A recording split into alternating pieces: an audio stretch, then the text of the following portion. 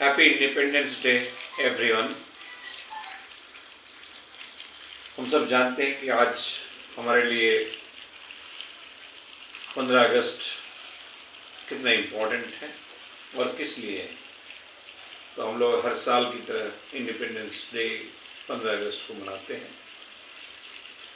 और हम सब जानते हैं कि हमारे देश की आज़ादी 15 अगस्त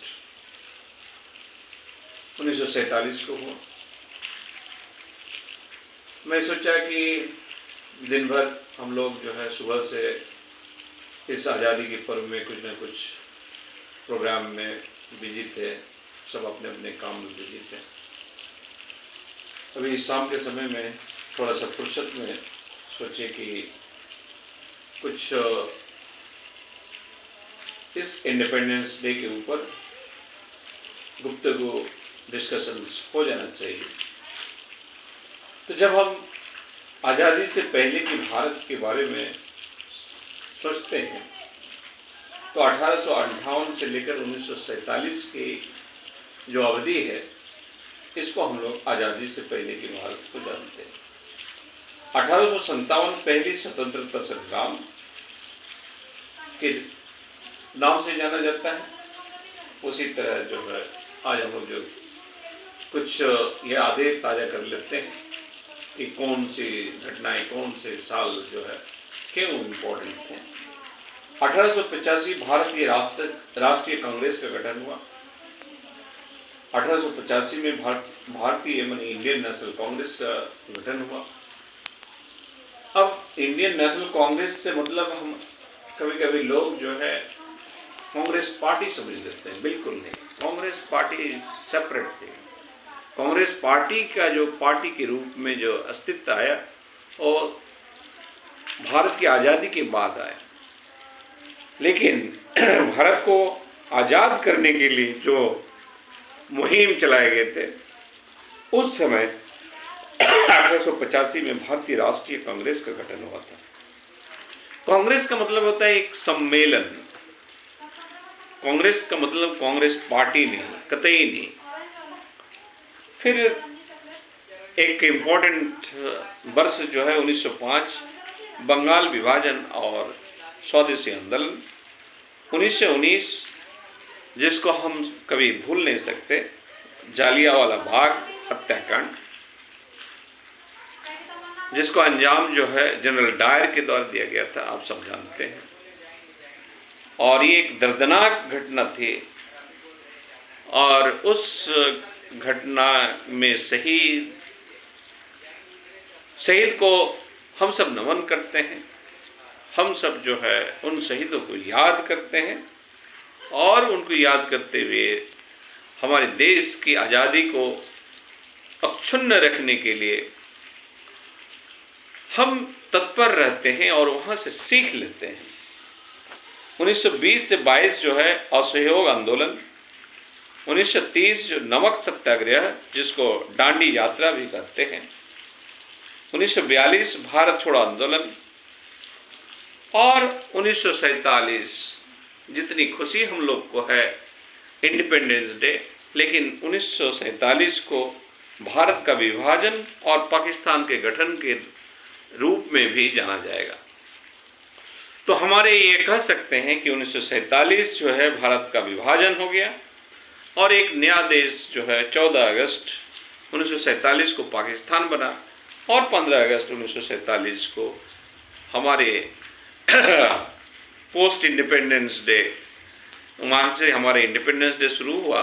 और उस समय जो है भारत जो है आज के भारत जो है हमारे इंटरनेशनल फिगर्स जो आप हम सब के सामने हैं वो अस्तित्व में आया।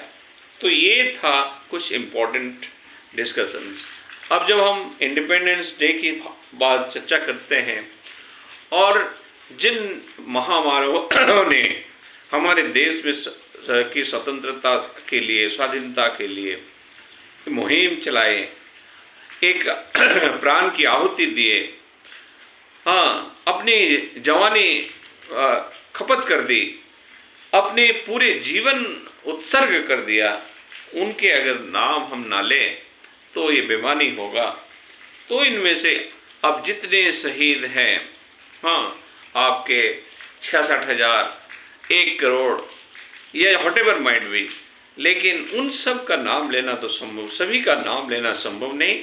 लेकिन पहले ही मैं सभी शहीदों को नमन करता हूँ, उनके बलिदानों को, उनकी आहुतों को मैं याद करता हूँ और यह प्रेरणा लेता हूँ कि हमारी भारत की स्वतंत्रता की रक्षा करने के लिए उन सब की जो एक बलिदान देने की जो एक स्पिरिट था, उस स्पिरिट को हम अपने में समाहित करें और हम आपके देश के स्वतंत्रता की रक्षा करने के लिए हम लोग हमेशा धन बल मन से तत्पर रहें। उनमें से कुछ नाम: महात्मा गांधी, पंडित जवाहरलाल नेहरू, सरदार वल्लभ भाई पटेल, नेताजी सुभाष चंद्र बोस, भगत सिंह, राजगुरु और सुखदेव, डॉक्टर B.R. अम्बेडकर। चूँकि हम लोग लीगल फ्रेटर्निटी से जुड़े हुए हैं, एक एडवोकेट होने के नाते जब डॉक्टर B.R. अम्बेडकर के नाम आते हैं तो इसको हम लोग डॉक्टर B.R. अम्बेडकर को हम लोग संविधान निर्माता के नाम से भी जानते हैं, क्योंकि ये हमारे संविधान कमेटी के चेयरमैन भी थे।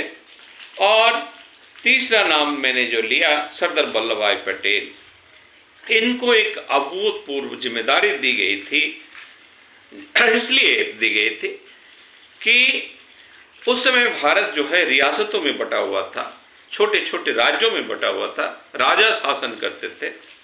तो राजा, कोई भी राजा अपनी राजगद्दी छोड़ना नहीं चाहता और चाहेगा भी नहीं। इसको जो है एक यूनाइटेड भारत बनाने के लिए, यूनियन ऑफ इंडिया बनाने के लिए एक ऐसे पुरुषों की जरूरत था जिसको हम लोग लौह पुरुष के नाम से जानते हैं। और वो लौह पुरुष कोई और नहीं, सरदार वल्लभ भाई पटेल थे। इसीलिए उनको रियासतों का, भारत में विलय का एक जिम्मेदारी सौंपा गया और सभी रियासतों को विलय करते हुए हमारे यूनियन ऑफ इंडिया बना। अब आलोचक जो हैं हमारे, चूँकि हम भारत, इंडिपेंडेंस भारत और डेमोक्रेटिक भारत में रहते हैं, तो हमारे डेमोक्रेसी में आलोचना समालोचना क्रिटिसिज्म होना ही चाहिए और क्रिटिसिज्म होता है। तो लोग का कुछ विचार है कि महात्मा गांधी ये भारत के जिम्मेदार, भारत को विभाजन की जिम्मेदार मानते हैं कुछ लोग। इसको न तो आप और हम रोक सकते, किसको आलोचना करना है उनको करने दीजिए।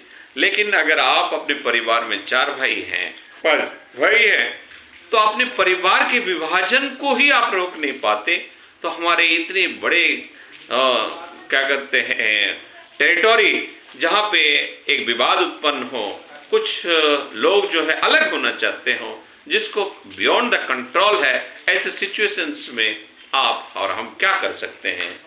वहाँ के सिचुएशंस, उस समय के जो सिचुएशन रहा होगा, उस समय के सिचुएशंस के हिसाब से कोई डिसीजन लिया गया होगा, लेकिन हम आलोचकों की मुंह बंद नहीं कर सकते।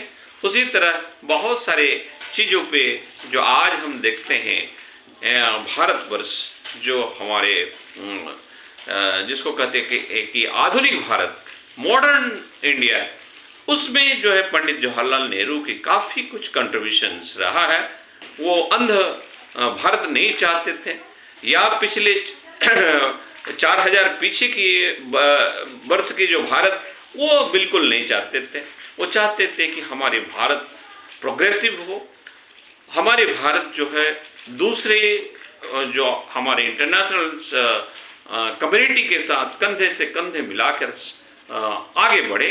हमारे भारत जो है एक मुकाबला करे और कंपटीटर जो अगर बनना है तो हमें United state of America, United state of America, USA के साथ, कनाडा के साथ, फ्रांस के साथ, इटली के साथ, इन सभी विकसित देशों के साथ हमारा कंपटीशन होना चाहिए, न कि बनाना कंट्री के साथ कंपटीशन होना चाहिए। और ये सोच हमारे पंडित जवाहरलाल नेहरू के थे।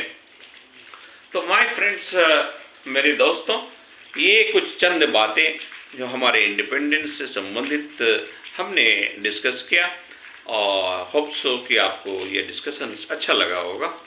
अगर आपको वीडियो अच्छा लगा हो तो हमारे वीडियो को शेयर करें, हमारे यूट्यूब चैनल को सब्सक्राइब करें। Have a nice day. जय हिंद। लास्ट में हम यही कहेंगे कि हम हमेशा अपने देश की स्वतंत्रता की रक्षा करने के लिए तन मन धन से तत्पर रहेंगे। जय Hind. Happy independence day all of you once again.